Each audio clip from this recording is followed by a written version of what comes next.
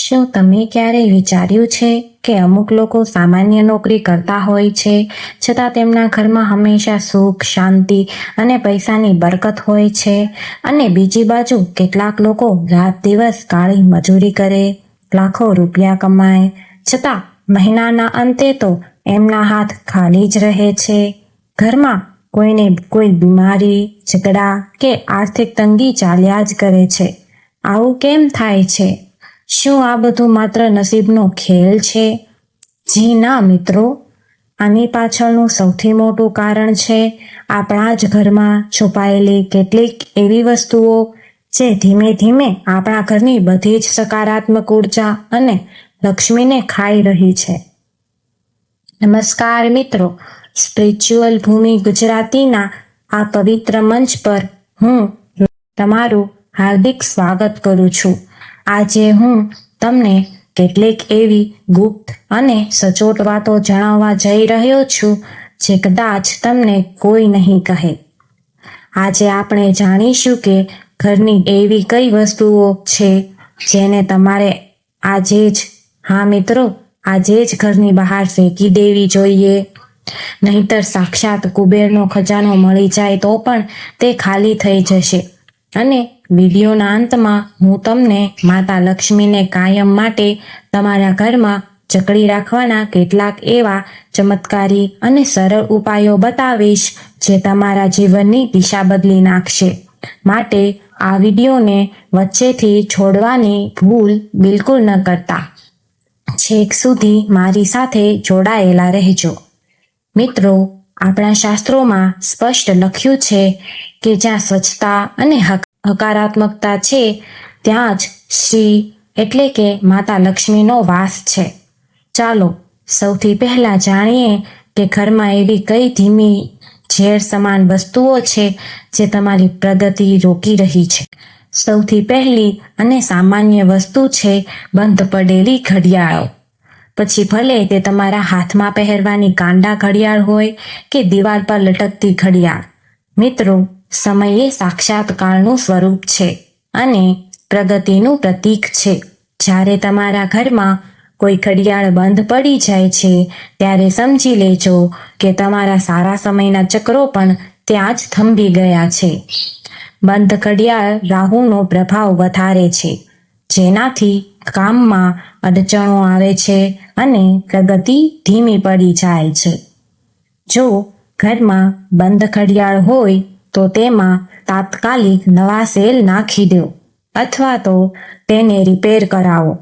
જો તે રિપેર થઈ શકે તેમ ન હોય તો તેને ઘરમાંથી બહાર કાઢી નાખો, પણ તેને બંધ હાલતમાં ક્યારેય ન રાખો.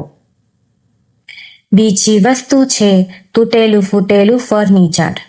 ઘણા ઘરોમાં આપણે જોઈએ છીએ કે ખુરશીનો પાયો તૂટી ગયો હોય, ટેબલનો કાચ તિરાડવાળો હોય કે સોફો ફાટી ગયો હોય, છતાં લોકો તેને ચલાવી લે છે. વાસ્તુશાસ્ત્ર મુજબ ઘરમાં તૂટેલું ફર્નિચર આર્થિક પ્રવાહને રોકે છે. તમારી આવકના રસ્તાઓ બંધ થવા લાગે છે. તેને કાં તો તાત્કાલિક રિપેર કરાવો અથવા તો ભંગારમાં આપી દો.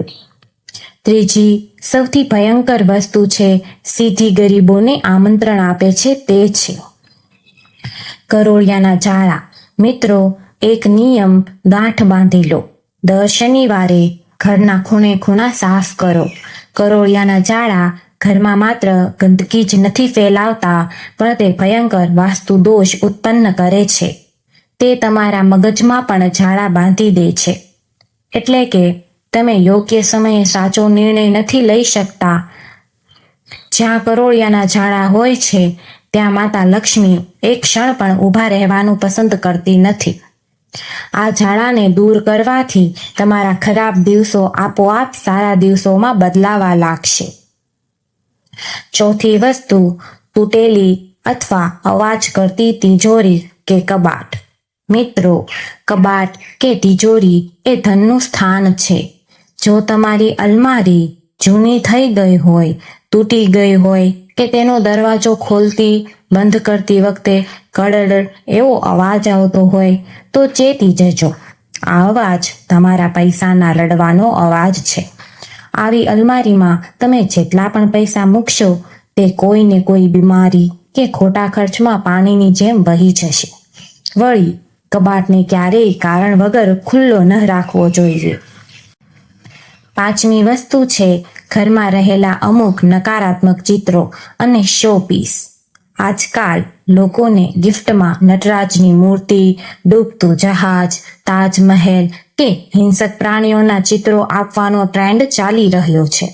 પરંતુ મિત્રો, નટરાજ એ ભગવાન શિવનું તાંડવ એટલે કે વિનાશકારી સ્વરૂપ છે. તાજમહેલ એક સમાધિ છે, ડૂબતું જહાજ નિરાશાનું પ્રતીક છે અને કાંટાવાળા છોડ જીવનમાં સંઘર્ષ વધારે છે. આવા ચિત્રો અને વસ્તુઓ ઘરમાંથી આજે જ હટાવી દો. તેનાથી ઘરની શાંતિ હણાઈ જાય છે અને સારી ઘટનાઓ બનતી બંધ થઈ જાય છે. 6ઠ્ઠી વસ્તુ, નકામા રત્નો અને અંગૂઠીઓ. આપણને ઘણીવાર શોખ હોય છે કે કલરફુલ વાળી વીંટીઓ કે રત્નો પહેરીએ, પછી કંટાળી જઈએ એટલે તેને ડબ્બીમાં મૂકી રાખીએ. પણ મિત્રો, દરેક રત્ન અને પથ્થરની એક પોતાની ફ્રીક્વન્સી, એક તરંગ હોય છે. તે તમારા ગ્રહો સાથે મેચ થાય છે કે નહીં તે જાણ્યા વગર તેને ઘરમાં ભેગા કરવાથી ભયંકર ગ્રહદોષ લાગે છે. જે વસ્તુ ઉપયોગમાં નથી તેનો મોહ છોડી દો. 7મી વસ્તુ, ધાબા પરનો કબાટ. ઘણા લોકો પોતાના ઘરના ધાબા, છત પર તૂટેલા માટલા, જૂના લાકડા, કાટ ખાધેલું લોખંડ કે વધેલો સામાન ફેંકી દે છે. મિત્રો, ઘરની છત એ તમારું મસ્તક છે અને જ્યોતિષમાં તેને 12મો ભાવ કહેવાય છે. છત પર કબાટ ભેગો કરવાથી ઘરના સભ્યો, ખાસ કરીને ઘરના વડીલના સ્વાસ્થ્ય પર ગંભીર અસર પડે છે. માનસિક તણાવ વધે છે અને પિતૃદોષ પણ લાગી શકે છે, જે તમારા વંશની વૃદ્ધિને રોકી શકે છે. 8મી અને ખૂબ જ ભાવનાત્મક વસ્તુ છે ભગવાનની ખંડિત મૂર્તિઓ કે ફાટેલા ફોટા. આપણે શ્રદ્ધાથી પૂજા કરીએ છીએ, પણ સમય જતાં ભગવાનનો ફોટો જૂનો થઈ જાય, કલર ઉડી જાય કે ફાટી જાય, છતાં આપણે તેને પૂજ્યા કરીએ છીએ. મિત્રો, ખંડિત મૂર્તિ કે ખરાબ થઈ ગયેલા ફોટાની પૂજા કરવાથી પુણ્ય મળવાને બદલે નકારાત્મકતા આવે છે. આવા ફોટા કે મૂર્તિઓને પૂરા માન સન્માન સાથે કોઈ પવિત્ર નદી કે તળાવમાં પધરાવી દેવા જોઈએ. સાથે જ ધ્યાન રાખો કે એક જ ભગવાનની સામાસામી 2 મૂર્તિઓ ન રાખો અને પૂજાઘર હંમેશા પૂર્વ કે ઉત્તર પૂર્વ ઈશાન ખૂણામાં જ હોવું જોઈએ. બેડરૂમમાં ભગવાનની મૂર્તિ ન રાખવી. હા, તમે ત્યાં રાધાકૃષ્ણનો પ્રેમ દર્શાવતો ફોટો ચોક્કસ રાખી શકો છો. 9મી વસ્તુ, ગૂંચવાયેલું ઊન, દોરા કે જૂના કપડાની પોટલી. ઘરની મહિલાઓને ઘણીવાર ઊનના ગોળા બનાવીને રાખવાની કે જૂના કપડાની પોટલી વાળીને કબાટની ઉપર મૂકી દેવાની આદત હોય છે. મિત્રો, દોરા કે ઊનને ક્યારેય ગૂંચવીને કે ગાંઠ મારીને ન રાખવા. તેવું કરવાથી તમારું નસીબ પણ બંધાઈ જાય છે. જૂના કપડાની પોટલી એ તમારા માથા પર એક બોજ સમાન છે. જો કપડાં સારા હોય અને ઉપયોગમાં ન આવતા હોય તો કોઈ ગરીબ કે જરૂરિયાતમંદને દાન કરી દો. બીજાનું ભલું થશે અને તમારા ગ્રહો આપોઆપ મજબૂત થઈ જશે. તો મિત્રો, આ તો થઈ વાતો કે ઘરમાં શું ન રાખવું, પણ હવે હું તમને એવા ચમત્કારી અને સિદ્ધ ઉપાયો બતાવવા જઈ રહ્યો છું જે કરવાથી માતા લક્ષ્મી સામે ચાલીને તમારા ઘરનું સરનામું શોધતા આવશે. એક વાત બરાબર ધ્યાનથી સાંભળજો અને જીવનમાં ઉતારજો. સૌથી પહેલો નિયમ, અન્નદાનનો મહિમા. દર શનિવારે કોઈ ગરીબ કે ભૂખ્યા વ્યક્તિને ખાવા પીવાનું વસ્તુઓનું દાન કરવાનો નિયમ બનાવો. યાદ રાખો, પૈસા આપવા કરતાં અન્નદાન સર્વશ્રેષ્ઠ છે, કારણ કે પૈસા કદાચ કોઈ ખોટી જગ્યાએ વપરાઈ જાય પણ અન્નથી કોઈની આંતરડી ઠરશે અને તેના આશીર્વાદ સીધા તમારા પરિવારને લાગશે. બીજો નિયમ, ભોજન કરવાના શિષ્ટાચાર. જમવા બેસો ત્યારે થાળીમાં ક્યારેય અન્નનો બગાડ ન કરો, જૂઠું ન છોડો. થાળીમાં જ હાથ ધોવા એ મહાપાપ છે. તેનાથી અન્નપૂર્ણા માતા રૂઠે છે. ભોજન હંમેશા પૂર્વ કે ઉત્તર દિશા તરફ મુખ રાખીને જ કરવું. જમતી વખતે પગરખા કે ચપ્પલ કાઢી નાખવા. અને સૌથી મોટી વાત, જમતી વખતે મોંમાંથી ચાવવાનો અવાજ ન આવવો જોઈએ. શાંતિથી મોં બંધ રાખીને ભગવાનનો આભાર માનીને ભોજન ગ્રહણ કરો.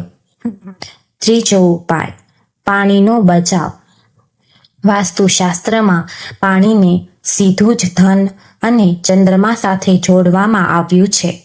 જો તમારા ઘરમાં નળમાંથી પાણી ટપકતું હોય તો તેને આજે જ પ્લમ્બર બોલાવીને ઠીક કરાવો.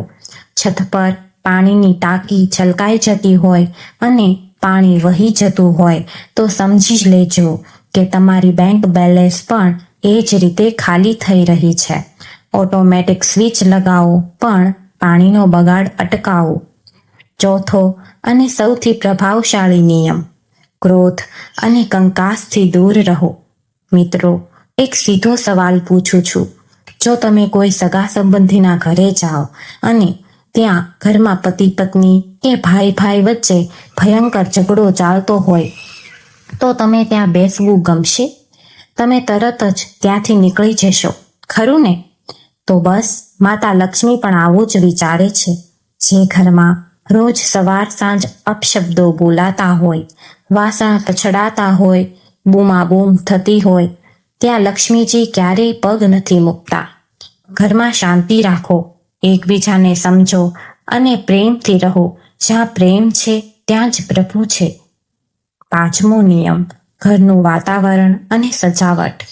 ઘરને હંમેશા સાફ સુથરું રાખવું અને સુંદર રાખવું. ઘરનો મુખ્ય દરવાજો એ લક્ષ્મીજીના પ્રવેશનું દ્વાર છે. તેને હંમેશા સ્વચ્છ રાખો અને ત્યાં આસોપાલવ કે આંબાના પાનનું તોરણ લગાવો. ઘરની સ્ત્રીઓ, દીકરીઓ અને વહુઓનું સન્માન કરો. જે ઘરમાં સ્ત્રીઓ ખુશ રહે છે ત્યાં દેવતાઓ વાસ કરે છે.